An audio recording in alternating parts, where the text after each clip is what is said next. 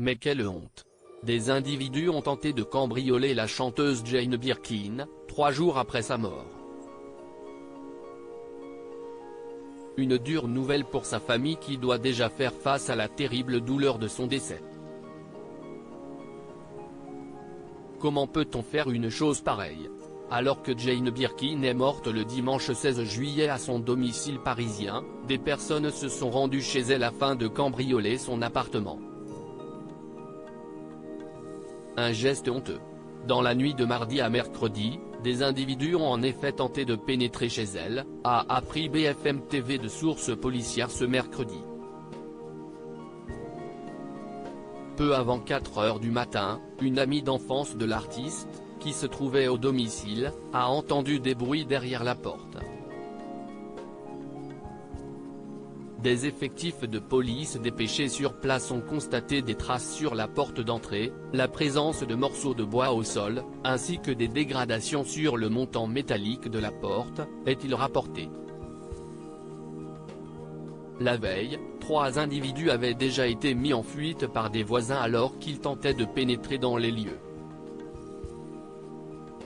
Des obsèques prévues lundi. L'annonce de la mort de Jane Birkin a fait grand bruit car même si on la savait malade, personne ne se doutait de la gravité de la situation. Ses filles Charlotte Gainsbourg et Lou Doyon avaient attendu 24 heures pour sortir du silence. Jane Birkin s'en est allée après 16 ans d'une bataille acharnée contre la maladie. Depuis son AVC en septembre 2021, sa famille et le merveilleux personnel soignant ont été à ses côtés nuit et jour.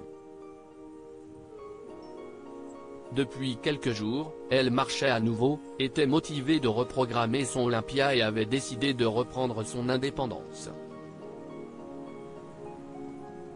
Ce premier soir seul, aura été le dernier. Elle l'avait décidé, avait-elle déclaré par communiqué. Une dernière phrase qui avait suscité quelques interrogations vite balayées par Jean-François Guyot, journaliste de l'AFP.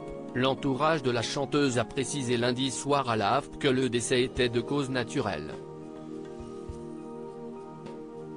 Les obsèques de Jane Birkin auront lieu lundi 24 juillet au matin en l'église Saint-Roch, 1er.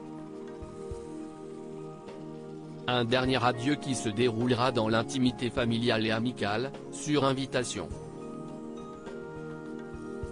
Les fans et curieux ne pourront donc pas dire adieu au grand amour de Serge Gainsbourg, un choix qui se respecte.